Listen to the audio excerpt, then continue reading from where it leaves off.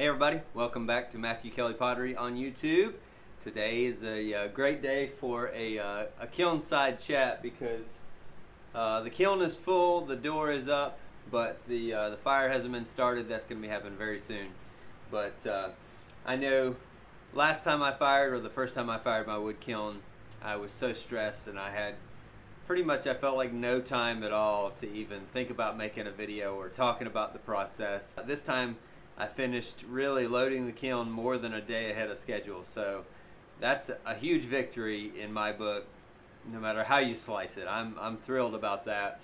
Allowed me to go to bed last night, get a full night's sleep. This morning I got up, drank some coffee, got ready and just hung around the house for a little while, and then finally came out here and getting ready to do the temporary mortar or the clamming on the door and start the fire. But I thought before I did that, I would cover some basics of basically how we loaded this, some of the things that I think about, some of the things that I use in the wood kiln that you don't necessarily have to use in a gas kiln. I thought I'd cover some of those things, and then I have a time lapse hopefully here that we're going to be doing after this of actually loading the kiln. I didn't do any video of that, but we did a time lapse pretty much of loading the whole kiln. And this is a really long intro to say, let's go.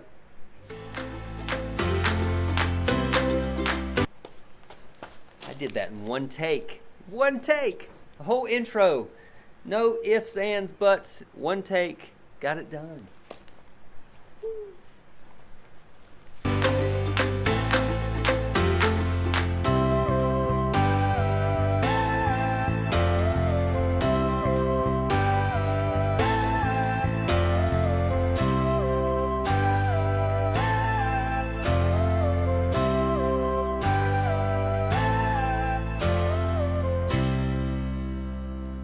Alright, here we are, as I said, in front of the kiln. It's loaded, ready to start firing. But I thought I would show you some of the pieces and parts of the puzzle that we used to put this together. And then we'll do the time lapse after this, because a lot of the pieces and parts I'm going to show you here are what we use in the kiln. And so I thought it would make more sense and you would get a better understanding of how we do this and why we do certain things in the kiln. Of course, I've mentioned before, my last video was about my shelves. Those shelves are oxide bonded silicon carbide. They're made by the same company, Saint Gobain, that makes Advancer kiln shelves. I know the supplier for those in the US is Smith Sharp or kilnshelf.com, so if you're looking for Advancers or kiln shelves like this for a wood kiln, definitely check them out. But they're made by Saint Gobain, and these, like I said, the shelves that I have are the best that I could think of to buy and afford, put it that way. So that's my shelves, you know about that. But every shelf that I put in here, we have, you'll see the stacks, if you've seen pictures of stacks. The reason that you don't see a post on every corner is because I've heard from them that the best way to support a shelf is by 3 points of contact. So most of my stacks are, two of my stacks are just two shelves, and so I have 4 posts. I have one where they join in the middle. I have a post at front and back, and then I have a post in the middle of this end of the shelf. So it makes 3 points of contact on each shelf, with the middle 2 posts sharing the, like half of the brick sharing a shelf on each side. So basically, if this brick was sharing a shelf, it would be sitting here in the middle, and there'd be half of this shelf on this side and half of this shelf on this side. And then the same thing over here, and then the post that's over here would be in the middle of the shelf going this way, so you'd have 3 kind of equal points of contact, and that, number one, creates an even plane rather than having 4 points where the shelf could rock, but also just creates less points of contact, so that as the heat causes that shelf to expand and contract, that you have less points of contact for that to mess with, okay? And then you'll notice on my stacks as well, everywhere there's a post, I continue that stack of shelf, and then a post right above that. I level every single post when I'm putting it in. I have a little speed level.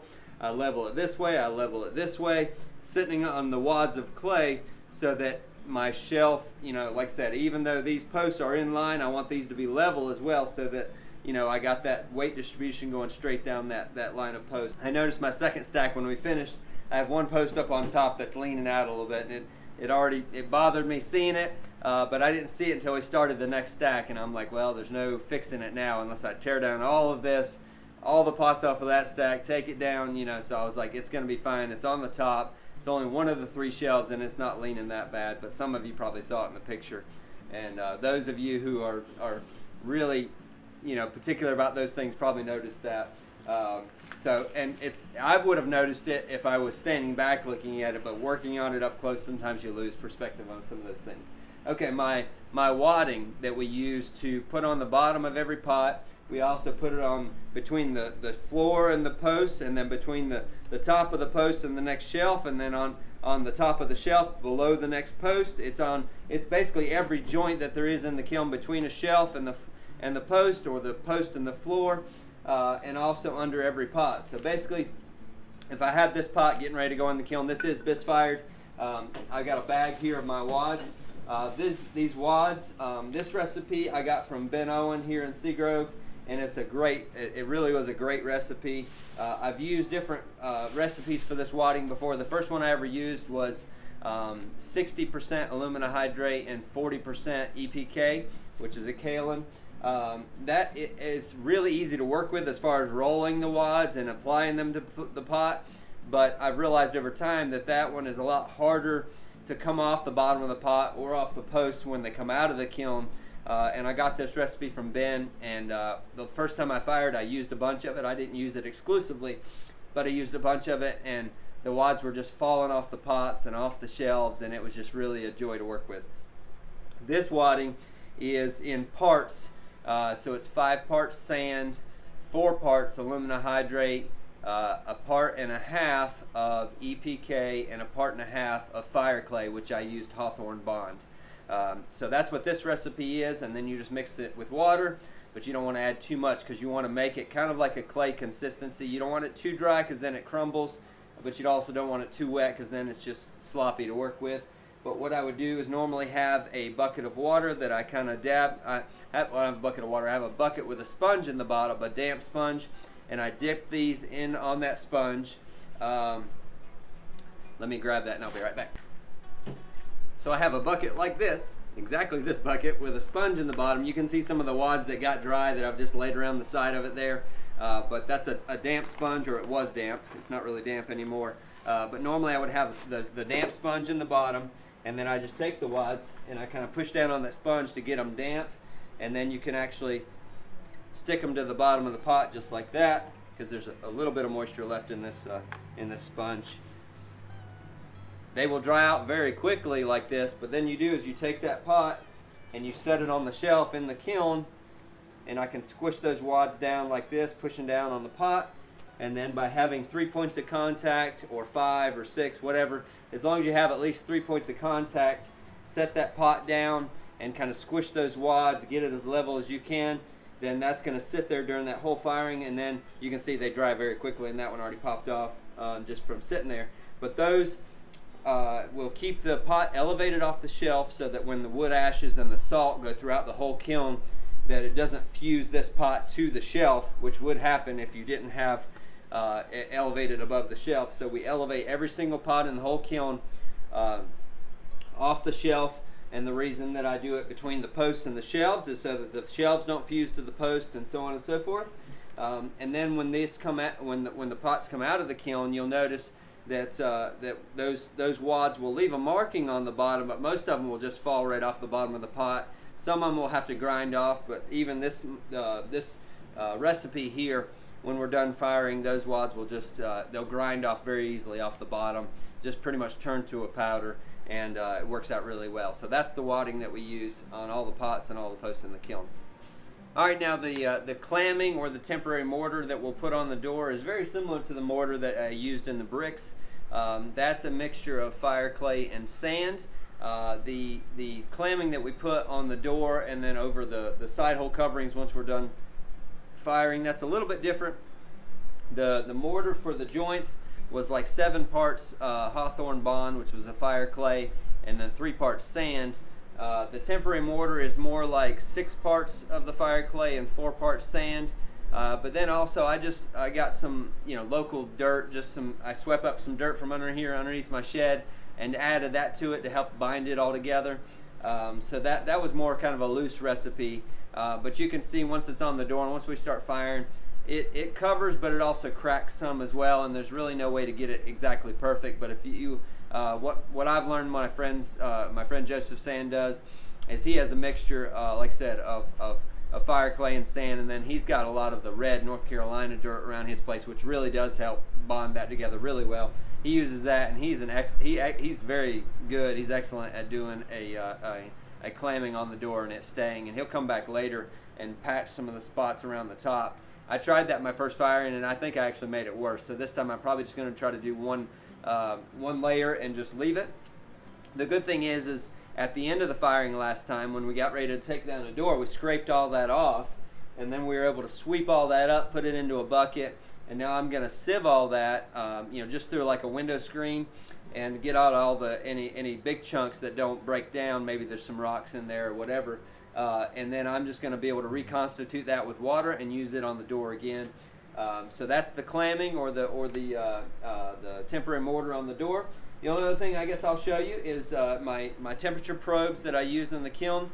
These are from a company called Omega, and they make some a great product. So I have my thermocouples from them, and then also my readout is from them as well. I just have two of these in the top of the kiln. I have holes in the top of the kiln.